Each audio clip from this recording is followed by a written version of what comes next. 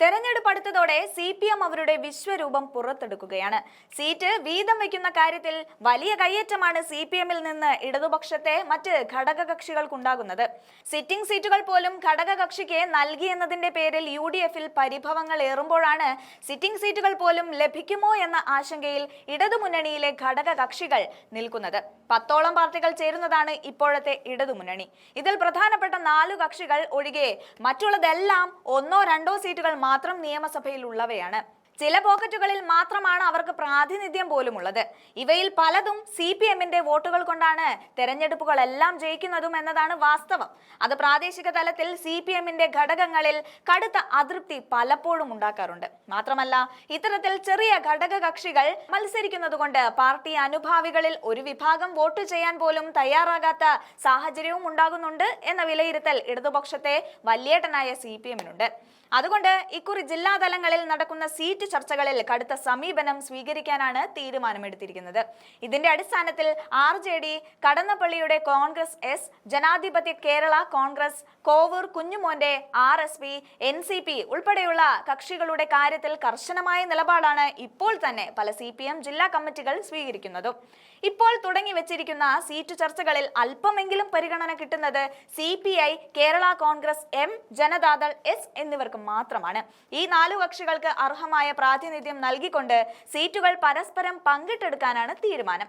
ഒറ്റ അംഗം അല്ലെങ്കിലും കേരള കോൺഗ്രസ് Bക്കും ഈ പരിഗണന കിട്ടും. ഗണേഷ് കുമാറിന്റെ NSSുമായുള്ള അടുപ്പവും കൊല്ലം ജില്ലയിലെങ്കിലും ഉള്ള സ്വാധീനവും കണക്കിലെടുത്ത് അവരുടെ സീറ്റുകളിൽ കടും വെട്ട് ഉണ്ടാകുകയുമില്ല. അതേസമയം പതിവിന് വിരുദ്ധമായി ഈ തദ്ദേശ തെരഞ്ഞെടുപ്പിൽ ഇടതുമുന്നണിയിലെ ചെറിയ ഘടക കക്ഷികൾക്ക് വലിയ തോതിൽ സീറ്റുകൾ നഷ്ടപ്പെടുമെന്ന് ഉറപ്പാണ്. നിയമസഭാ തെരഞ്ഞെടുപ്പിന് മുന്നോടിയായിട്ടുള്ള സൂചനയാകും തദ്ദേശത്തിലെ ഇത്തവണത്തെ ഈ ഇടതുമുറ എന്ന് ചെറു പാർട്ടികൾ ഭയപ്പെടുന്നുണ്ട്. ചില സമയങ്ങളിൽ ഘടക കക്ഷികളോട് കടുത്ത നിലപാടുകൾ പുലർത്തിയിട്ടുണ്ട് എങ്കിലും പലപ്പോഴും ഒറ്റ അംഗമുള്ള കക്ഷികളെ പോലും ഇടതുമുന്നണി വലിയ പരിക്കില്ലാതെ സംരക്ഷിച്ചിട്ടുമുണ്ട്. എന്നാൽ വരാനിരിക്കുന്ന ഇപ്പോഴത്തെ തെരഞ്ഞെടുപ്പുകളിൽ ആ സൗമനസ്യം ഒട്ടും ഉണ്ടായേക്കില്ല എന്നതാണ് വാസ്തവം. മുൻകാലങ്ങളെ അപേക്ഷിച്ച് ഇപ്പോൾ നിരവധി ചെറു കക്ഷികൾ ഉൾക്കൊള്ളുന്ന ഒരു ജംബോ സംവിധാനമാണ് ഇടതുമുന്നണി. അതുകൊണ്ട് തന്നെ സീറ്റുകൾ വാരിക്കോരി നൽകുന്ന സമീപനം പറ്റില്ലെന്നാണ് മുന്നണിയിലെ CPM നിലപാട്. ഭരണം പിടിക്കാൻ പരമാവധി സീറ്റുകൾ നേടേണ്ടതുണ്ട്. അതുകൊണ്ട് തന്നെ ചെറുകക്ഷികൾക്ക് അനുവദിച്ചിരിക്കുന്ന സീറ്റുകളിൽ പലതും ഇക്കുറി CPM തിരിച്ചെടുക്കാനാണ് സാധ്യതകൾ കാണുന്നത്. തദ്ദേശ തെരഞ്ഞെടുപ്പുകളിലേക്ക് സാധാരണ ജില്ലാതലങ്ങളിലാണ് സീറ്റ് വിഭജന ചർച്ചകൾ നടക്കുന്നത്. അത് കീറാമുട്ടിയാകുമ്പോൾ മാത്രമാണ് സംസ്ഥാന നേതൃത്വം ഇടപെട്ട് പരിഹാരം കാണുന്നതും.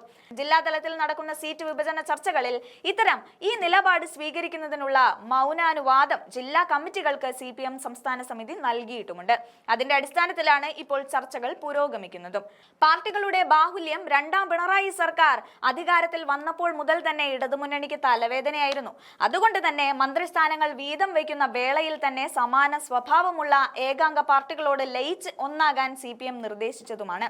ഇതിന്റെ അടിസ്ഥാനത്തിൽ RJDയും JDSും തമ്മിൽ ലയന ചർച്ചകൾ നടത്തിയെങ്കിലും ദേവഗൌഡയുടെ BJP ബന്ധത്തിന്റെയും മറ്റു പേര് പറഞ്ഞ് അത് അലസി പിരിയുകയും അവർ ലല്ലു പ്രസാദിന്റെയും RJDയുമായി ലയിക്കുകയും ായിരുന്നു. ഓരോ അംഗങ്ങൾ മാത്രമുള്ള 2 കേരള കോൺഗ്രസുകളുമുണ്ട്. അവരോടും മാണി ഗ്രൂപ്പുമായും ലയിക്കാൻ പറഞ്ഞിരുന്നുവെങ്കിലും അതിലും തീരുമാനം ഉണ്ടായിട്ടില്ല. വരുന്ന നിയമസഭാ തെരഞ്ഞെടുപ്പിൽ ചെറു കക്ഷികളുടേതായി MLA-മാരായ 5 പേർ ഇടതുമുന്നണിയിലുണ്ട്. അവരിൽ ചിലർ മന്ത്രിക്കുപ്പായത്തിൽ വിലസുന്നുമുണ്ട്.